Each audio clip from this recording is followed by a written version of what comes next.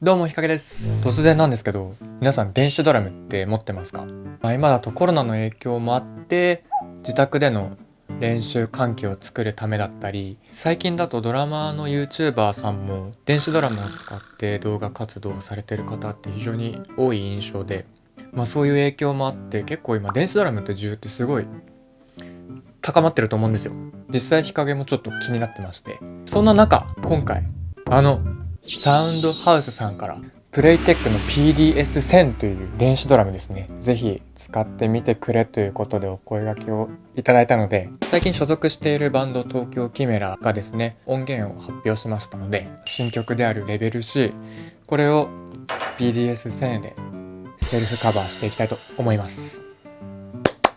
で、先に言っておくとめちゃめちゃ良かったんですよ。ただ人によって、もっと言うと目的によって適してる人、物足りない人っていうのは当然あると思うので、普段生のドラムを叩いている人間の視点でどんなところが良かったのか、どんなところが物足りなかったのかっていうのを具体的にお伝えできればなと思います。それでは早速行ってみましょう。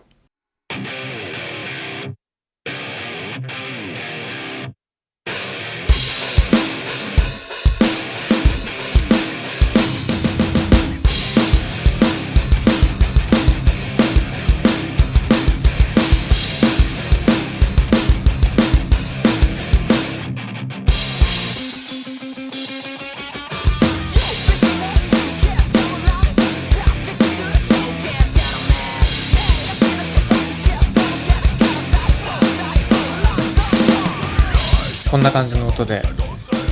全然生ドラムでレコーディングをした音と大差ないくらいのいい音ですね。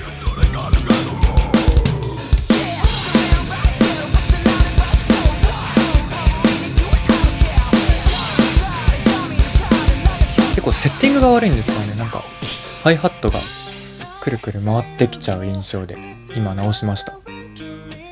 で、曲がこの後トラップビートに移るんですけど、PDS-1000 の中にその生ドラムのキットとトラップビート用のキットがあるので、それに切り替えてここを叩いてます。これができるから電子ドラムは楽しい。で、また生ドラムのキットに戻してって感じです。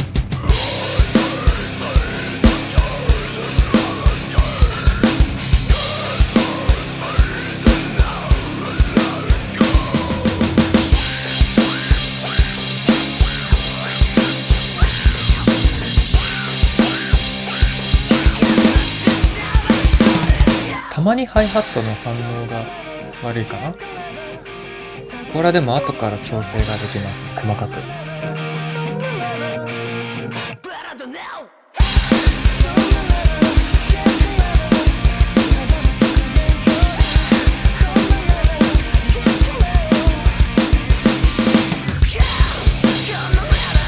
結構ここら辺とかも思いっきり叩いてるんですけど、それぞれのパーツがやっぱりスタンド一本一本で支えられてるので、結構生ドラムくらい、電子ドラムとは思えないくらい安心感がありますね、叩いてて。て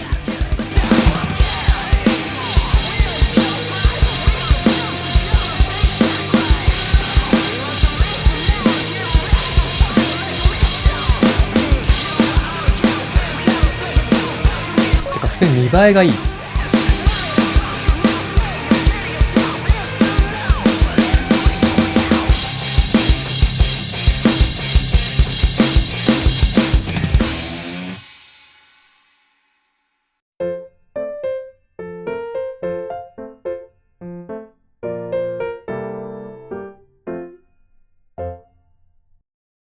いかがでしたでしょうか？他の電子ドラムなんかと比べてこの PDS-1000 の特徴が3つほどありまして、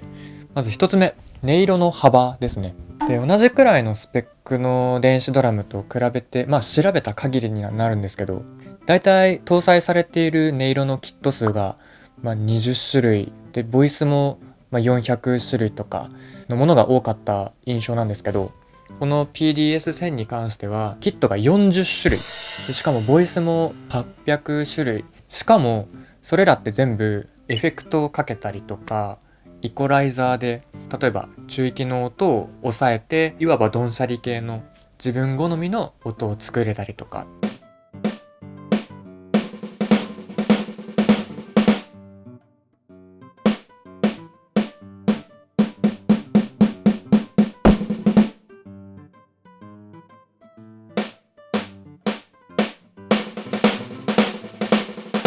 もうこれが永遠に遊べて撮影が進まなかったですね。で、2つ目がアコースティック型電子ドラムであるということ。結構シンプルに見た目がやっぱりかっこいいですよね。しっかりシェルの厚みとかで重厚感とかそういった迫力がまずあるっていうのと、でこれ全部バスドラムも含めてメッシュパッドになってるので、消音性っていうのはもちろんなんですけど、全部チューニングキーでメッシュパッドの張り具合、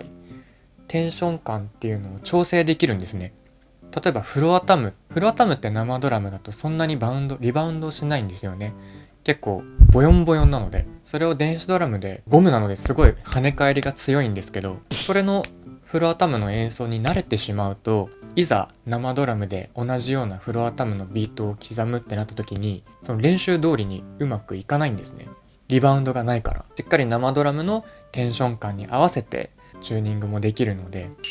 PDS-1000 で練習することが生ドラムでもそのまま活かせる。これはアコースティック型ならではなのかなというところが2つ目あります。で、最後3つ目、この PDS-10 めちゃくちゃ安いんですよ。こういうアコースティック型の電子ドラムってだいたいやっぱり50万円とか80万円とか高くて手に出せないものがほとんどの中で、なんと11万8000円なんです。相場が50万円80万円前後のものなので、何か致命的な欠陥がやっぱりあるんじゃないかなって思いながら叩いてたんですけど、分かんなかったんですよね。なんでこんなに安いのかが。直接サウンドハウスさんに聞いてみたんですよ。そしたらですね、こう返事が返ってきました。 ATV やローランドなどのハイグレード機種ではセンサー位置にもこだわっており、精度も高いため価格が高いですが、 PDS-1000 はそこまで高性能なセンサーを搭載していないことが大きいかと思われますというお返事をいただきまして、僕としてはセンサーの精度に対して全く致命的に感じなかったんですよね。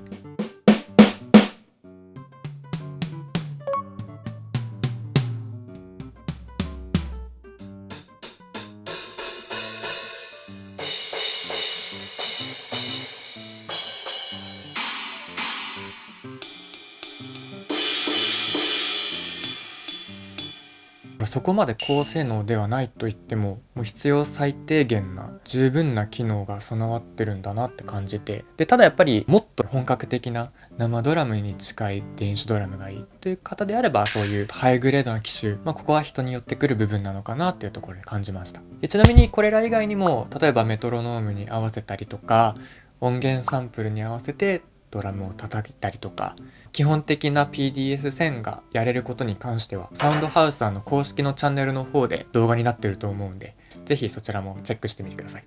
そして叩いてみて個人的なマイナス点が2つありまして、まず1つ目、当然といえば当然なんですけど、セッティングの自由が利かない。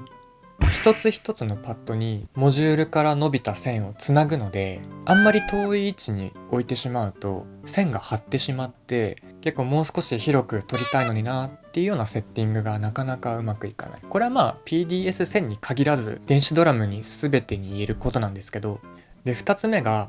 これは PDS-1000 に関わることなんですけど、シンバルとかタムとかの追加ができないんですね。例えば僕なんかだと左側にもう1枚シンバル置いたりとか、現状 PDS-1000 はそういった対応ができないみたいなんですね。そのパッドの単体販売をしてないみたいで、なのでこれらの点は個人的に生ドラムと違ってあまり自由が利かないなと感じた部分でした。